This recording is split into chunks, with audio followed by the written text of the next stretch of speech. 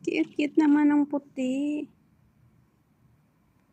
Bigyan mo yung kasama mo. Araw-araw may kasama siyang pusa.